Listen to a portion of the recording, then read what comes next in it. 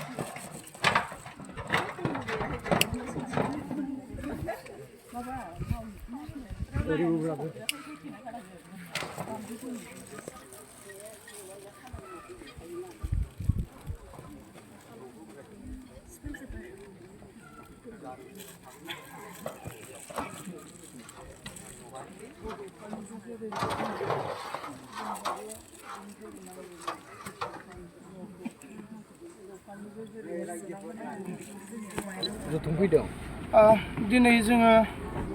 Alternative party of बड'लेण्डनि जानानै बिजाथिलाइ जोङो गथायनो थाखाय साखाफारा जादों। बेजोंनो लोगोसे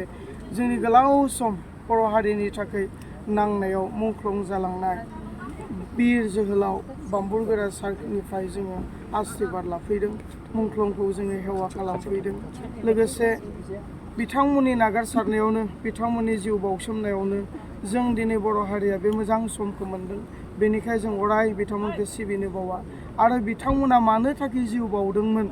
मानो थाखाय मुंख्लं जादोंमोन, दिनै जोंनि गोसोआव बिथांमोननि मुंख्लंनि सावगारिखौ नायखोनाय लोगो लोगोनो गोसोआव फैयो। जोंनि गोसोआव जेन जोङो जोंनि हारिखौ रैखा खालामनो थाखाय बा जोंनि मोनथाय गोहोखौ मोनफुंनो थाखाय बिथांमोना जिउ बाउदोंमोन। दिनै जोंनि आदुरा थानाय जि सिमां, बर' हारिनि आदुरा थानाय जि सिमां, बे सिमांखौ बिथांमोननि बोर आरो आशीर्बादनि गेजेरजों जों जाफुंहोनो हागोन सानसे। बिनिखायनो बिथांमोननि जे बोर आरो आशीर्बादखौ जोङो लानो फैदों। मुंख्लंफोरखौ सनमान होनो रोङिखायनो जोंनि जिथु बिटिआर जि सुक्तिनि दफाफोरा मावफुंजायाखै नामा? थांनाय 2020 सननि जानुवारि 27 तारिखाव जि गोजोन गोरोबथा जालांबाय बे गोजोन गोरोबथानि उनाव दिनै थांनाय बे 5 बोसोरा सरकार सोलिलांबाय सुक्तिनि उनाव नाथाय मुंख्लंफोरखौ सन्मान होनायनि नेरसोन हिसाबै मोनसेबो एनडिएफबिनि गोलाव समनि संग्रामाव मुंख्लं जानाय बिर जोहोलाव जोहोलावजोफोरखौ संग्रिनो थाखाय मोनसेबो जायगा बनायना होयिखौसो जोङो नुबाय आरो सन्मान होयिखौ जोङो नुबाय दा बेखौनो जोङो साननानै नायहरोब्ला मोनो जे जों मानि थाखाय सोरनि नांनायाव बिटिआर सुक्तिखौ जोङो मोनखो सोरनि नांनाय जुजिनायनि गेजेरजों जोङो बिटिसि 6 सिडुल काउन्सिलखौ मोनखो आरो बेखौनो जुदि जोङो सन्मान होआलासिनो थायोब्ला निस्सय जोंनि जारिमिना गोमालांनायजों लोगोसे हारियाबो जोबस्रांलांगोन आरो जों गोजौ थाखोसे आवगायनाय नङा बेखौ जों मोजाङै मिथिगौ बेनिखायनो जोङो मुंख्लंफोरखौ सिबिनो अराय नागारा जिन्तु नोंथांमोना जि बिसायख'थियाव गेलेनो नागिरदों जिन्तु बिसायख'थियाव जुदि नोंथांमोना जुदि देरहायोब्ला फार्स्ट एजेन्डाया नोंथांमोना मुंख्लंफोरनि आरो एनडिएफबिनि थाखाय जागोन नामा जोङो थांनाय 2020 सननि जानुवारि 27 तारिखाव जि गोजोन गोरोबथा खालामबाय गोजोन होनना बुंनायनि अर्थ पिस बे गोजोनखौ बिटिसिआव पार्मानेन्ट खालामनायनि सार्थ'आव जोङो 1 नम्बर जोङो खामानि मावगोन मानोना जोंनि बिटिसिआव जों बर'ल' नङा जोङो 26टा हारि हारिसाफोर दङ प्रत्येकटा हारि हारिसाफोरखौ हान्थियै थांना थानायनि जोङो मोनसे खामानि मावगोन जेराव दिनै जोङो नुयो ससियेल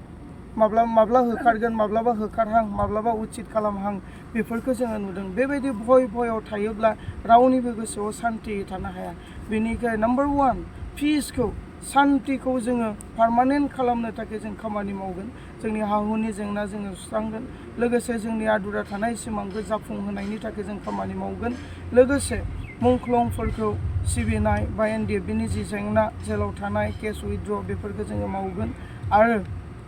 लाइमोनफोरनि थाखाय जौगालु खामानि आइजोनि थाखाय जौगालु खामानि माबायदि खामानि मावनांगौ गासैबो स्ट्रेटेजिया जोंनाव दं बेफोरखौ जों फारि फारि मावलांनो जोङो बेबस्था लागोन आरो जोङो दिनैनि तारिखाव दाथियै आमुक मावगोन थुमुक मावगोन होननानै जों क्रेडिट लानो इच्छा खालामा जोङो देरहानायनि उनाव मावनानैसो खोन्थिगोन रायजोनो मानि थाखाय मुंख्लंफोरनि थाखाय दासिमबो अनसुंथाइखौ बिटिआर सरकारा होनो हायासै मानोना सरकारानो जोबलायलांबाय नाथाय जायफोरनि न'खराव मुंख्लं जादों बिथांमोना दिनैसिम अनसुंथाइखौ मोननो हायाखै बा रिहेबिलिटेसनखौ मोननो हायाखै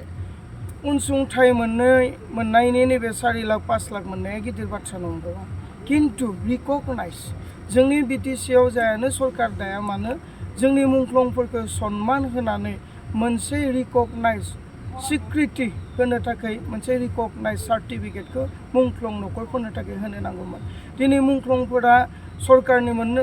होनो नागिरनाय 4 लाख 5 लाखखौ नेनानै थायाखै खिन्थु आंनि फिसायाबो जेन मुंख्लं जादोंमोन आंनि हौवायाबो जेन मुंख्लं जादोंमोन आंनि बिफायाबो जेन मुंख्लं जादोंमोन रायजोनि सिगाङाव दाथियै बुंनो हानाय बायदियै मोनसे सार्टिफिकेट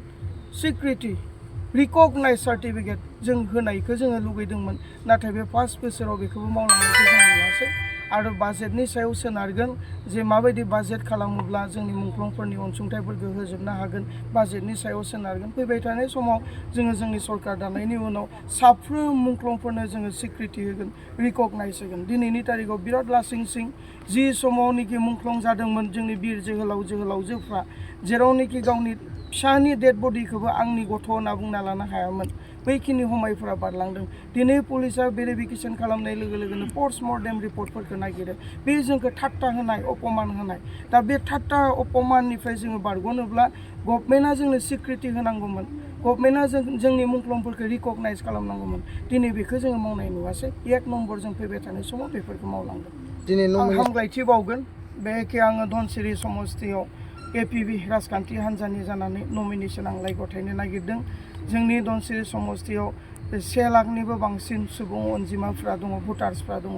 बे 1 लाख जनसाधारन एबा भटार्सफोरनि गिलिर मोनसे बिबानखौ फाफ्लियाव रुजुनानै लानो थाखाय आं आवगायदों आरो आखा फारि